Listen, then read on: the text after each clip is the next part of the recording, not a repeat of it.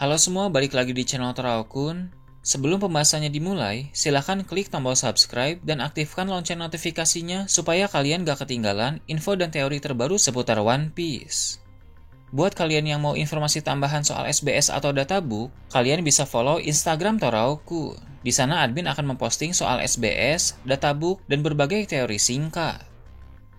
Sekarang lanjut ke pembahasan. Melanjutkan cerita dalam chapter yang lalu, cerita dalam chapter kali ini dimulai dengan memperlihatkan Dewa Matahari palsu yang terus mengejar Luffy dan kawan-kawan. Aksi kejar-kejaran yang intens itu membuat keadaan di negeri tersebut menjadi kacau balau karena banyak bangunan mengalami kerusakan akibat kerusuhan yang terjadi di sana. Orang-orang yang melihat hal tersebut pun langsung menjadi panik karena menurut mereka ketika Dewa Matahari murka, negeri itu bisa hancur. Di antara para warga di sana, ada seorang karakter baru yang diperlihatkan. Dia menampilkan ekspresi dan sikap yang berbeda dari para warga lain, sehingga ada kemungkinan dia sadar bahwa negeri itu sebenarnya hanyalah sebuah kurungan. Dia tahu mereka saat ini sedang terjebak dan harus membebaskan diri secepat mungkin. Aksi dari Luffy dan kawan-kawan pun memberi harapan untuknya agar bisa ikut bersama dengan mereka keluar dari tempat tersebut. Karakter baru ini mungkin akan memainkan peran penting juga dan menjadi rekan sementara untuk bajak laut topi jerami dalam arc Elba. Beralih ke tempat lain, kapal milik bajak laut Giant Warrior terlihat di lautan. Mereka masih panik dan bingung atas menghilangnya Luffy bersama sebagian kru bajak laut topi jerami. Mereka mencoba mencari di sekitar, tapi tidak membuahkan hasil. Dory dan Brogy kemudian teringat bahwa pada saat mereka kembali ke Elbaf setelah pertarungan panjang di Pulau Little Garden, mereka mendengar rumor buruk di negeri itu. Konon, Loki sebagai pangeran termuda di Elbaf sering menimbulkan masalah dan melakukan hal-hal buruk di sana. Dory dan Brogy memang tidak mengenal Loki secara pribadi, karena Loki lahir saat mereka berdua sedang tidak ada di Elbaf, tepatnya 63 tahun yang lalu.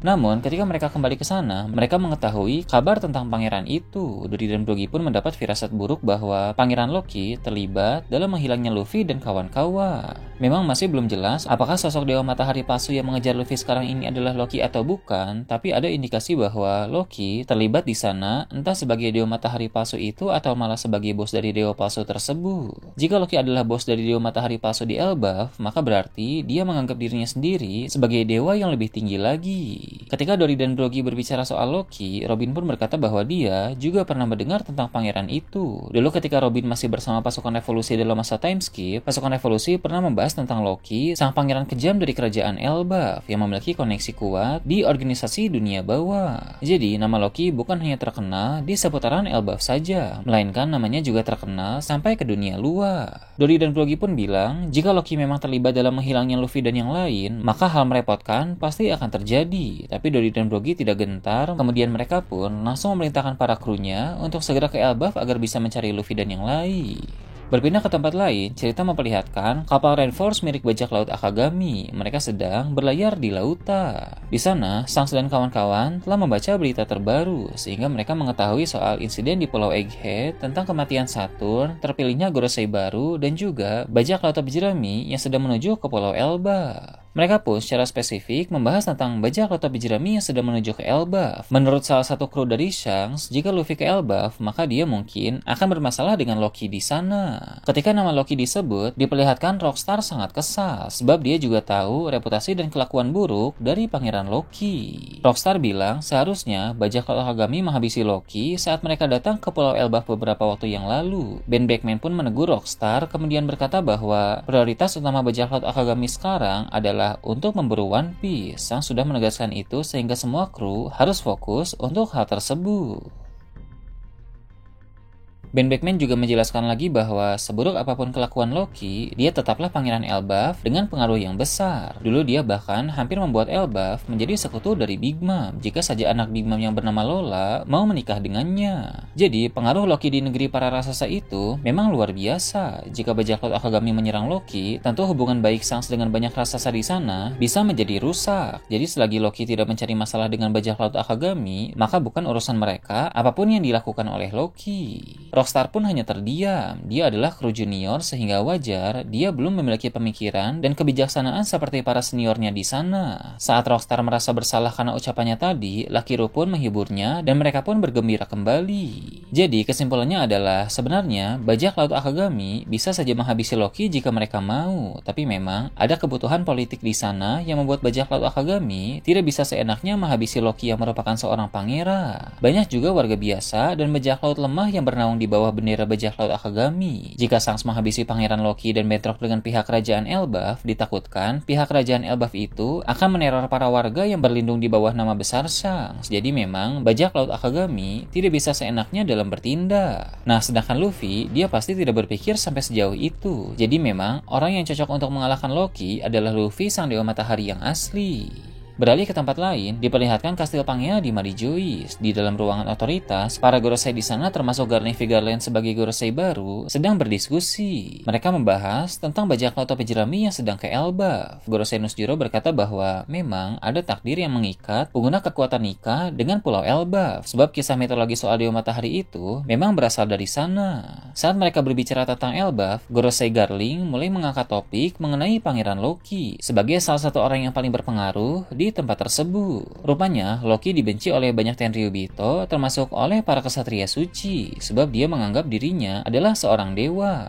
Kabar tentang Loki yang menganggap dirinya sendiri sebagai dewa diketahui oleh banyak orang di dunia luar, karena dia memang sengaja menyebarkan soal itu kepada orang-orang. Hal tersebut tentu tidak disukai oleh para Tenryubito, karena Tenryubito juga menganggap diri mereka sebagai para dewa, mengingat mereka semua adalah keturunan dari para raja pendiri pemerintah dunia. Mereka tidak ingin ada sosok dewa-dewa lain yang berasal dari luar Tenryubito seperti Loki si raksasa Elbaf itu. Gorosei Warkuri pun bilang sampai saat ini pemerintah dunia belum mengambil tindakan tegas terkait Loki. Ada dua faktor utama di balik hal itu. Pertama, karena pemerintah dunia masih belum ingin berperang melawan Elbaf, mengingat ada banyak musuh lain yang perlu untuk diurus. Kedua, karena Loki memiliki pengaruh besar di dunia bawah, sehingga jika Loki dihabisi, maka akan ada kekacauan dan bisa memberi dampak buruk untuk pemerintah dunia juga. Apalagi pemerintah dunia pun sering terlibat dalam berbagai transaksi di dunia bawah melalui agen-agen CP0. Jadi, dengan dua hal itu, Loki masih dibiarkan hingga saat ini. Meski begitu, dengan melihat sepak terjang dan kelakuan Loki, suatu saat nanti dia memang bisa menjadi masalah serius untuk pemerintah dunia. Orang seperti Loki layak untuk dihentikan walau ada resiko besar yang menanti. Ditambah lagi, sekarang Luffy juga sedang berada di Elbaf, sehingga jika pemerintah dunia menyerang Elbaf, maka Loki dan Luffy bisa dibereskan sekaligus oleh pemerintah dunia. Memang, jika seorang Yonko seperti Luffy dan salah satu penguasa dunia bawah seperti Loki tumbang, maka akan ada dampak besar bagi seluruh dunia. Namun menurut Warkuri, Angkatan Laut dan CP0 pasti bisa meredam dampak tersebut. Gorosei Mars pun bilang menyerang Elbaf adalah keputusan besar. Mereka tidak bisa menempuh langkah itu kecuali memang diperintahkan secara langsung oleh Im Sama. Jadi ada keputusan-keputusan tertentu yang bisa langsung diambil oleh para Gorosei. Tapi ada pula keputusan-keputusan besar yang harus mendapat perintah langsung dari Im Sama. Nah, salah satu keputusan besar itu adalah untuk menyerang Pulau Elbaf. Hal itu tidak boleh dilakukan sampai Im Sama memberi perintah langsung. Gorosei Jupiter pun bilang masalah Luffy memang sangat serius, tapi jangan sampai mereka melonggarkan pandangan terhadap para Yonko lain, sebab Kurohige, Shanks, dan Buggy semuanya sedang melakukan pergerakan kelompok mereka masing-masing. Selain itu, masalah yang ditimbulkan oleh pasukan evolusi pun harus segera diatasi. Para Gorosei lain pun setuju dengan hal tersebut. Di tengah diskusi mereka, tiba-tiba semuanya dipanggil menghadap kepada Im Sama, yang menandakan ada suatu perintah yang akan diberikan oleh sang pemimpin tertinggi pemerintah dunia itu.